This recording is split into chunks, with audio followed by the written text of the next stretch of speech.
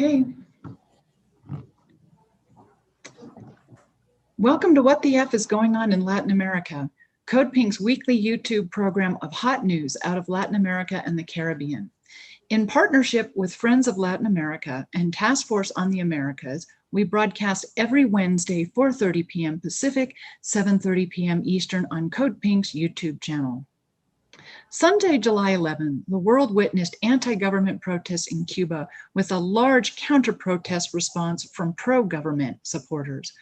Protests erupted as a result of a week of limited electricity, 12 hours per day, lack of food, fuel, and other essentials.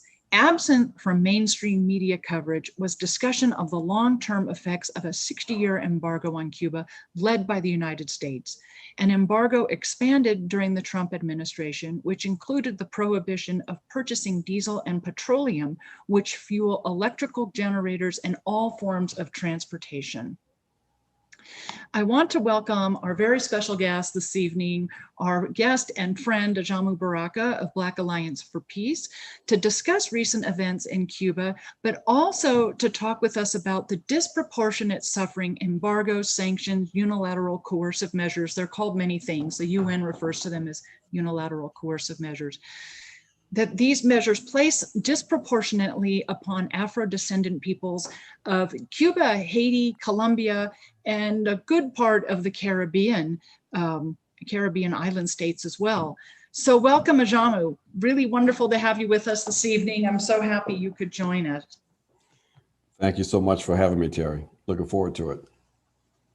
So let's talk a bit about what happened in Cuba on Sunday.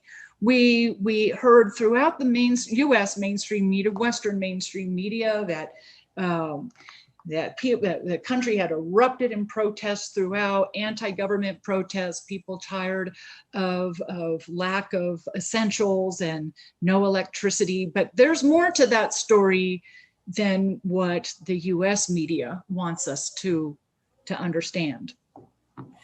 Well, exactly. I mean, it's more to the story. It's more to the story of why Cubans are facing the kind of material deprivation that they're facing. That's being talked about in the U.S. and European press, and that is related to the murderous sanctions, the 6-decade embargo on the people and the state of Cuba, all in an effort to try to suffocate their revolutionary project. So the deprivations that the Cuban people have suffered have been longstanding. And even the intensification of those deprivations as a consequence of the so-called maximum pressure implied by the Trump administration and continued with the Biden administration. Of course, a Biden administration that pretended that they were going to address some of those issues imposed by the Trump administration and reverse those policies. But of course, that didn't happen. What was really important and interesting, and people need to keep this in mind, is that, again, these material deprivations and even the intensification of them are longstanding. The issue is, was the trigger just what happened in the last couple of weeks with some of the outages of electric, or was it more nefarious forces in play that helped to facilitate and organize these demonstrations, along with a very well-oiled, fairly sophisticated media campaign to try to present an image of Cuba and a narrative that, in fact, perhaps maybe attempted to lay the groundwork for some kind of external intervention. So there's a lot to unpackage with the situation in Cuba and with these, in relative terms, minor demonstrations. No one talked about the possibility of a quote unquote color revolution in the US when millions of people took to the streets during the so-called George Floyd demos. But yet we're supposed to be led to believe that the situation in Cuba is so fragile that a few hundred people demonstrating in Cuba one represents some kind of massive rejection of their project, and then secondly, might lead to the overthrow of the Cuban process. That's absolutely absurd. Well, there's, it happens everywhere, every country, in every, community, where people do get tired of certain situations. I mean, that's a situation that happens across the world. These people have had a maximum pressure campaign placed upon them by the Trump administration that, as you mentioned, the Biden administration has not even insinuated in the least that it will reverse. And of course, Biden was vice president under Obama when there was a relaxing of U.S. foreign policy towards Cuba. So I think people really had hoped for something different, perhaps incorrectly, but nevertheless. But people have suffered here in the United States. I say here, I'm sitting in Mexico and you're in Colombia, suffered this COVID-19 pandemic. The Cubans as well. The Cubans have been helping people throughout the world with their Henry Reeves medical brigades, but they've been suffering the effects of a pandemic. They've been suffering maximum pressure sanctions against them, which not only affects now their inability to import diesel to run their electrical generators, but transportation fuel, which not only affects commuters and personal travel, but also food transportation and other personal goods. And so who would not be frustrated? Just because you're frustrated with those situations does not necessarily mean you are frustrated to the point of overthrowing your government. It doesn't necessarily equate to the same. And I think that's the narrative that the US would like to continue to propagate. Of course. And, when we attempt to try to understand what's happening in Cuba, I think you're right. There will be frustration. There has been frustration with the kinds of material realities that people have been forced to deal with in that country. But you know what, Teri, it always, though goes back to the issue of politics. When you look at, for example, the special period in Cuba, right after the implosion of the Soviet Union, and the dire economic conditions that people face in Cuba. One would think that if the motivation for resistance, for protest, was just a consequence of material deprivation, then people would have went to the streets. But that didn't really happen. The situation with these protests, to me, is important for us to we can identify some of these issues, but I think we have to kind of unpackage the politics that are involved here. Politics that can't even be completely understood by just limiting the analysis to Cuba. I see the situation in Cuba and the fact that it's clear there's legitimate concerns and legitimate resistance that people are engaged in. But I think some of that resistance has been basically manipulated by forces that they have no understanding of, in my opinion. And that those forces that are helping to manipulate the situation in Cuba, also those same forces that are manipulating the situation in Haiti, in Colombia, and throughout our Americas region. And I see the kind of subversion and political manipulation is taking place, primarily orchestrated by the U.S. with their European allies, not so much as a reflection of strength, but of a conclusion that they have come to, that they have an opportunity to try to advance and create chaos. But that conclusion is also motivated by a sense of almost desperation, that the contradictions that have been exposed in their own societies regarding the limitations of their economic and political order is such that they are challenged to try to maintain to manage perceptions in their society. So diverting attention to the so-called global South, making wild comparisons to suggest that things are so much more better in the in the northern countries where people are suffering horrendous levels of unemployment and underemployment, where we have in the US, the largest number of people who have unnecessarily died from COVID-19, the exposure of a healthcare system in the US that was completely unable to deal with the crisis of COVID. And the obvious revelations that this global capitalist order is unable to meet the material needs of the people, not only in the U.S. but globally. So there's an ideological and political struggle afoot, and the situation in Cuba is part of that. The crisis we see unfolding in Haiti, the revolts against neoliberalism in Colombia, all of these elements are linked.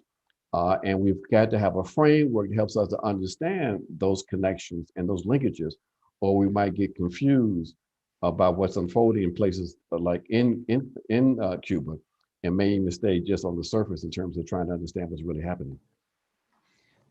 What you mentioned Haiti, and a week ago today's Wednesday, so last Wednesday, we woke up here in Mexico City to the assassination of Jovenel Moïse, I don't want to call him president because his constitutional term expired and he remained in office with the blessing of the United States. The Biden administration overtly, said they would recognize him as president through December of this year. Do you? So his assassination was, I have to say, for me, was quite shocking. To wake up to that last week. Do you see, or maybe you're even hearing a relationship beyond systemic? Are the incidents in Haiti last week and the protests in Cuba on Sunday directly related? Is there, I guess I want to say, a plot? Or are these two separate incidences that are resultant of the same failures of neoliberalism? And Haiti, my God, has been 300 years failure of capitalism and neoliberal suffering. Yeah, exactly. They're separate incidents, but yet linked in the sense that they are part of the regional colonial capitalist order. The relationship between the U.S. and these various states are such that the conditions in these various states as a consequence of that subordinate relationship between the U.S. And these various states, and the domination of the U.S. Over the states, even states like Cuba that have been struggling for more than 60 years to try to build an alternative to the colonial capitalist system. So what we had in Haiti is a very interesting thing, because when you look at, for example, the kinds of sanctimonious commentary regarding Cuba and the nonsensical positions taken by some of the politicians in the U.S., including Joe Biden, who has the nerve to lecture or attempt to lecture the Cubans on how they're supposed to relate to protesters.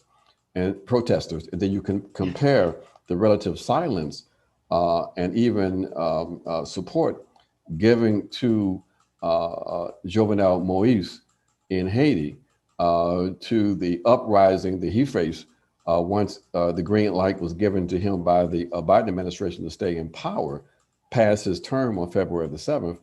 I mean, the hypocrisy is absolutely obvious.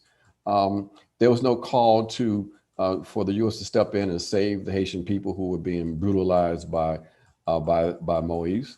And the same can be said when you look at what unfolded, and still in some ways unfolding in Colombia, where you had a U.S. trained police forces and military who have been accused of engaging in massive human rights violations with impunity. No effective investigations and prosecutions to try to account for the more than 70 people who ended up losing their lives during this national strike. So the political agenda is absolutely clear that there's no concern about democracy and human rights when it comes from the U.S. And their Western allies. This is all about geopolitical interests, geostrategic interests, and issues of human rights and democracy are only just instruments that they use to try to evoke support for their interventionist policies in those countries. So that's why I was saying earlier that, we have to keep this stuff in perspective, make these linkages and understand the terms of the class struggle that we see unfolding in these places. All of this is a consequence of the deepening crisis of the colonial capitalist system. I want to come back to class struggle in a minute, because I think that's key, and it has a lot to do with this, what in the States is referred to as identity politics. But before we talk about that, you mentioned the destruction of economies. And let's talk about what's happened specifically. We're also seeing this unfold. We've also watched this unfold in Venezuela since December of 2014 as well. But in Haiti, many of the domestic agricultural crops were destroyed with the importation of U.S. agricultural crops. So then you have a country that becomes dependent for many items on imports, but food specifically. And in Haiti, I believe it was pigs and rice that were those agricultural crops were destroyed, and now they're imported from the United States. That puts a nation and its people in a really vulnerable position, specifically with the United States controlling imports and global currency and overnight trading by the banks. So you have countries that the US comes in to manipulate the market, to open, I think the term is open markets is what US capitals like to use, open markets. And it ends up making the domestic population very, very vulnerable. And that's a big weakness in Haiti at the moment. Well, for more than just the moment, for a couple centuries. Exactly. Right. And also the reality that you see there in Mexico. Mm-hmm. I mean, the policies of neoliberalism over the last 40 years have been absolutely devastating for the peoples of the Americas and really for the entire globe. Because as you indicated in your question, one of the major elements of the neoliberal project was the imposition of the West and Western capital on these various nation states to force them to open up their economies to foreign investment. We say foreign intervention, really. Mm. And what you described that happened in Haiti in terms of the almost complete transformation of Haitian agriculture, where Haiti was a state that, despite its massive poverty, it still was a nation that had land distribution to a certain extent that allowed people to be food sovereign. Okay. Mm-hmm. All of that was completely gutted by the policies of neoliberalism that opened up the economy. The U.S. went in and forced the Haitian government to kill all of its pigs. They flooded the market with cheap products like rice and other items that drove Haitians off the land and into the cities and into these special export zones, these sweatshops where they were forced to work to sew up and create clothes that people, including the working class back in northern countries, were able to afford because they were so cheap. So this is a story that we see in Haiti. It's a story that we saw in Mexico when U.S. agricultural interventions in Mexico drove people off the land and on a trek to the north. This is the contradictions of the neoliberal policies that have created 3.5 billion people who now live in abject poverty. This is the consequence of the colonial capitalist system. This didn't just result because of people's bad decision making. This resulted from this parasitic relationship between the colonial capitalists in the northern countries and the rest of the world. And this is what we have to understand always, because what happens is that the colonial capitalists and their media propagandists would try to make us believe that these issues we see are as a consequence of the cultural deficiencies, the inability to govern in these countries. And if you keep that at that level, not only would you be confused, you end up allowing yourself to be used and manipulated and support the interventions by your own governments. And that's where we have to try to draw the line. Well, that's where the blinders are when you see country Cuba, having created a different model, having staying outside of that U.S. neoliberal model. Nicaragua, to a certain extent, and they of course have 95% food sovereignty. They're sitting pretty nicely despite the attack that's going on against them right now from the United States, and it's going to get more, and it's going to intensify before the presidential elections there in November. So you see, and as you opened with this comment, that the finger pointing towards countries that have bucked the US model, or at the very least want to embrace South to South model, a multilateral model versus a unilateral model. Those countries, Cuba, well, in the hemisphere of the Americas, Cuba, Venezuela, Nicaragua, Bolivia back to that model, hopefully Brazil next year, Peru, the end of this month, assuming, the OAS allows Castillo to be inaugurated. So it's fascinating and horrifying simultaneously that the narrative is so controlled by Western media that to not look internally at the dysfunctions of the United States, but to freely point the finger at what these other countries are doing wrong. And I think that has a lot to do with what you brought up as class struggle. In the United States, we don't talk about class struggle. We are so focused on identity politics, who's doing what to whom and where and when, and in this personal procurement of one's political experience, that we don't talk about the common thread, and that being class, the class struggle, and that it is the neoliberal model that exists in the United States as well that is failing its own citizens. But there's this, everybody stays in their silos, so to speak, because of the identity politics. How do we get beyond that? It's really hard. I got and you're so articulate at it, and your work is framed completely around that issue. But how do we get out of those silos so that people understand in the States what's happening to them is the same as the brown Spanish-speaking people to the South?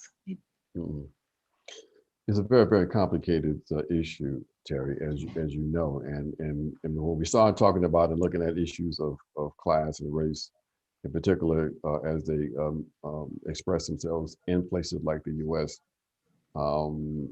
it's very, very complicated. It's because we operate from frameworks in which we can be very confused by various experiences. For example, we have to recognize that while there's some common interests between the working classes, the laboring classes in the U.S. and Western Europe, and those laboring classes in the global South. We also have to recognize too that there are some material differences. There's a reason why we have a social imperialist left and a working class in the US. Why? Because they have, to a certain extent, benefited from the materially from this unequal relationship between northern countries and the global South. And we have to recognize that. We have to understand how the issue of race has been used and propagated to not only confuse people, but to prevent us from understanding too how race and class have conspired together to explain how and why elements of the white working class will continue to identify with and collaborate with the ruling elements in the US and against their own objective interests. So it becomes very, very complicated, especially too when you have some people who are organizing themselves based on their understanding of their particular history as a colonized people, even within the confines of the U.S., who then have to run up against, sort of mechanical and understandings of what race and class is, and be accused of perpetuating division, even though there's already division among the working class. So it becomes such a complicated issue. The way in which we get around some of that, though, in the short term, in my opinion, and how we approach it in the Black Alliance of Peace, is to try to build alliances among people who are colonized, who are part of the working class, to identify and work with our allies who may be European workers and others who recognize that, there's a primary contradiction. That primary contradiction right now is with this global colonial capitalist system that's killing all of us. And we can keep the focus on that, then that provides a basis for us to devise some common political agendas and programs, while we simultaneously have to deal with some of our own internal contradictions around issues of race and white supremacy, and how easy it is, for example, for people in the U.S. and in the North to accept that they have some kind of God-given right to intervene into the affairs of other nations. That when Marco Rubio and others talk about intervention in Cuba, no one raises the question: what gives you the right to intervene? Okay, what gives them the right is this sort of unacknowledged and undiscussed notion of white privilege, white power, and the right to be able to determine the political leadership of people around the world, and no one sees the contradiction. That is part of the challenge we have politically in the country. That's that's something that, and I can personally attest to that. I mean, that is something, maybe not so much anymore because I haven't raised any young children, but for me personally, those concepts were put on the hard drive in public education in the United States in kindergarten when you're 5 years old. That all this starts being put on you. How the history of the United States that you're taught and that you learn about, and all of it, the whole paradigm. And so it's hard to undo. I mean, I feel like a lot of us, particularly raised during the first Cold War, we've spent the majority of our adult lives kind of undoing. It's like we spend so much time undoing, it's hard to even start moving forward, because there's so much to unlearn before you can start relearning. But it's just this notion of believing, and we saw this with Kamala Harris, in Mexico and Guatemala earlier this summer. This is a young woman whose parents were migrants from Jamaica, who stood and spoke in front of people in Central America and told them, don't come to the United States. You have to stay here. Well, where's that coming from?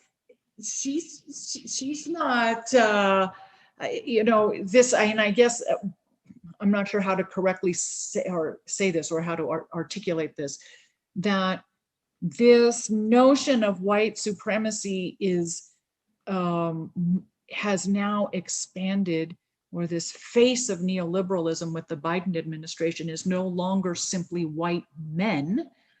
It's men and women of other races as well. And so the neoliberalism hasn't changed, so only the face of it has changed. And I think that was so clear with Kamala Harris's visit to Central America. Well, it was clear, Tara, even before that, it was clear to many of us, even during the regime of Barack Hussein Obama. Well, that's true. You know, that this was the culmination of a process that really began in the 1970s as part of the counterinsurgency, the counter-revolutionary assault on the Black liberation movement within the U.S., with one of the main objectives being the breaking down any kind of psychological and emotional resistance and sense of difference that Black people had vis-a-vis the American national state. And so what we see in the U.S. is this a manifestation of the assumptions of white supremacy, of the superiority of white civilization, white culture, normalized to the extent that's not even talked about. It just is, okay?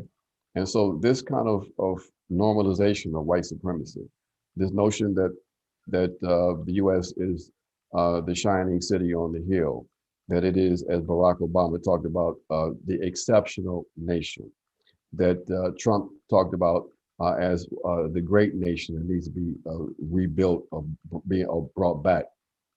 This is something that is just common sense now. And so one can be a white supremacist, like one can be a patriarch and a sexist and be a woman. One can be a person of color and be a white supremacist. The ideological element of this is what we look at, okay?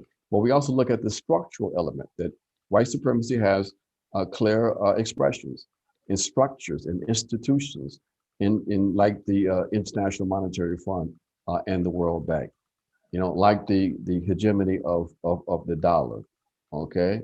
Like the national security apparatus, you know, and the multinational corporations.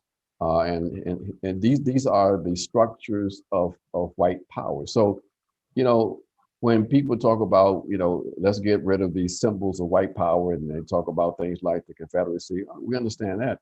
But then some of us raise the question, if you were interested in symbols of white power, why are you limiting that to just the Confederacy?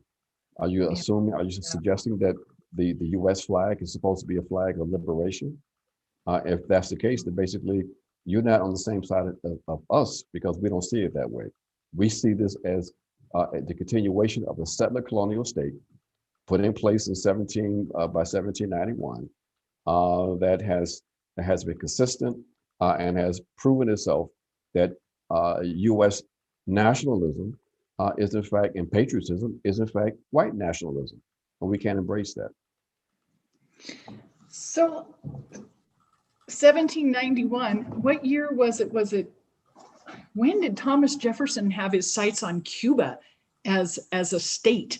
I mean, Cuba has been in the crosshairs, in the sights of the United States from the beginning of the nation, and here they still are. I mean, I believe, and correct me if I'm wrong, I believe it was Thomas Jefferson who really overtly articulated having Cuba, of course, as part of the United States. And of course, you know, it's a magnificent naval base and is today, nevertheless, despite that it didn't happen during Thomas Jefferson's era, but he saw it as that.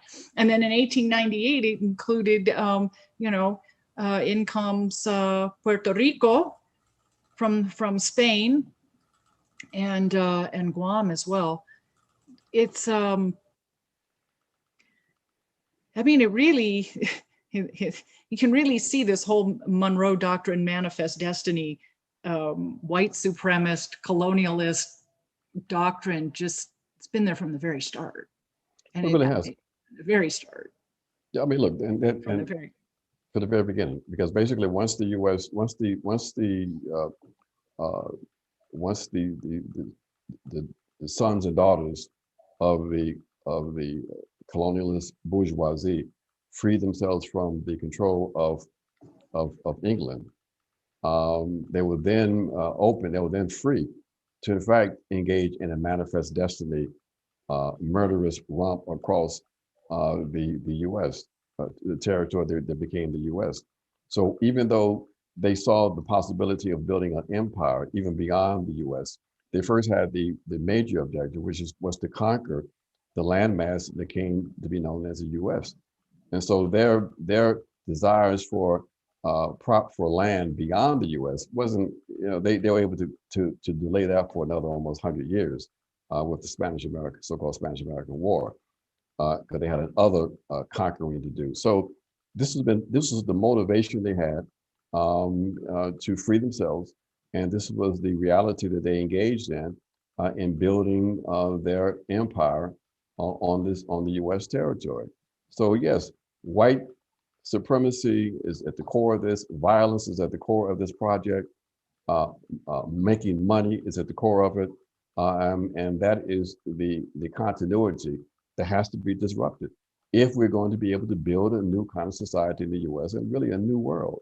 It is what motivates today U.S. policies in Cuba, in Haiti, in Venezuela. They still believe and see these nations and peoples as part of their empire, and they'll do whatever they can do to try to maintain control of this crumbling empire. so I wonder if we could wrap up with a couple things. I could talk to you all evening actually about this. And one, earlier in the conversation, we were talking about the neoliberal model. You made a reference to Mexico, NAFTA, North American Free Trade Agreement, in Honduras after the US-led coup of 2009, in which the democratically elected President Mel Zelaya was ousted, and oh my gosh, Lobo was president, and then succeeded by Juan Orlando Hernandez.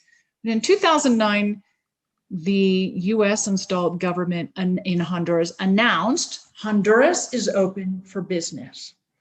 And that meant a lot of things started happening, as in Haiti, the destruction of domestic agriculture, water rights for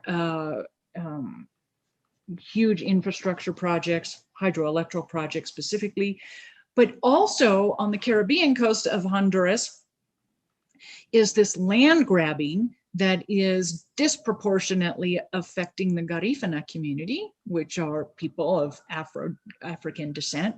And so I'd like us to just close in reiterating to the audience how much of this, yes, white supremacy, and with a physical white appearance, but also it's a paradigm that people live in regardless of their skin color. But this model disproportionately affects people of African descent in the hemisphere, and really across the world, quite frankly. But we're focused today on Latin America and the Caribbean. It's a huge disproportionate number of African descendants that are affected by this model. Well, it really is. I mean, throughout the Americas, the issue of African descendants, African people, and the issue of the indigenous still is at the center of politics in this region. And as you said, the Garifuna people in Honduras who lived on those territories, for quite some time, relatively unencumbered, even though they always had to face the violence and intrusions from the Honduran state and private sectors. Recently has been a tremendous assault on their autonomy, on the ability to maintain their cultural integrity and their physical presence in their territories. And it intensified after the U.S. Green-lighted the coup in 2009. So, right, this is disproportionate, and this is the element that many people in the U.S. don't seem to understand, that when you have Biden and the Democrat hypocrites talk about Black Lives Matter, that is all BS, because the Black Lives Matter, they will matter in Honduras, they will matter in Venezuela, they will matter in Cuba, they will matter in Nicaragua. You know, we all know it's absolute nonsense. And that's why we have to try to make people understand, so that they don't allow themselves to be used to give support to the U.S. policy to try to maintain the hegemony in this region by any means necessary. So let me ask you in closing, what can activists watching our conversation this evening, what can they do? Where can they start or continue to work? Well, one thing that we have to do, activists in the U.S. have to do, is stop providing progressive and left cover to U.S. imperialism. Reject the notion of humanitarian intervention and the responsibility to protect. It is a 21st century manifestation of this BS white man's burden nonsense. Squash white saviorism. Put a brake on U.S. intervention. You have no right to be able to net support a project in the South when that project is in the crosshairs of U.S. intervention. You cannot allow yourself to give cover, ideological cover, by pointing out the contradictions in those countries. They all have contradictions, and we can talk about those. But when the U.S. is attempting to intervene, they're not intervening because of any kind of benevolence. They're intervening because they're involved in a global class struggle, okay? And you are collaborating with that agenda when you sit around and pontificate about the alleged contradictions and shortcomings of these projects. So stop that, stop collaborating with your ruling class, and get into an organization, struggle, join the Black Alliance of Peace. For example, tomorrow we're organizing a demo at the State Department beginning at 12 o'clock to demand there's no intervention in Haiti and Cuba. Get into the streets, get into an organization, fight with us and not against us. So let me just tell the audience that's you can find out more about this action tomorrow in Washington, D.C. at blackallianceforpeace.org and .com. Oops, sorry, .com. Yep, I knew that. But also you also have a solidarity network that people can become part of. Exactly. You know, if you're not African, and we refer to all Black people as Africans, we want you to work with us and to join the Alliance. You can join that. You can do that through joining the Black Alliance for Peace Solidarity Network. They do some fantastic work, all advancing the overall project and program of the Alliance. They've been taking the lead, for example, on the work on Afghanistan. So yes, please consider joining us. We're trying to build a movement, a powerful anti-war, anti-imperialist movement in this country, and we can only do that when we get ourselves organized and build the kind of powerful coalition that we have to build. And we all could be part of that process. Live up to our responsibilities in the global North. Well, this is one of the things I love about you and your work in Black Alliance for Peace is that you're so inclusive, and I just think that is, for me personally, it's extraordinarily appealing and necessary. And that's the direction we all need to be going. And I'm just so happy for your work. And I'm so happy you had time to join us this evening. It's always wonderful to be in conversation with you. I hope you come back and good luck tomorrow with your event in Washington, D.C. And I'm thankful for the time tonight to connect all the dots between Haiti, between Cuba, Venezuela, Colombia, Nicaragua, Honduras, Mexico, and of course, all, emanating from the United States. So thank you again for your time. I really And I thank appreciate it. you. Always wonderful to talk with you. And I just want to thank our audience for joining us this evening, and to remind you that you're watching What the F is Going On in Latin America. We broadcast on Code Pink YouTube every Wednesday, 4:30 p.m. Pacific, 7:30 p.m. Eastern. And also don't forget to catch Code Pink Radio every Thursday morning, 11 a.m. Eastern, 8 a.m. Pacific, simulcasting on WBAI out of New York City and WPFW out of Washington, D.C. So thank you, everyone, and we'll see you next week. Thank you.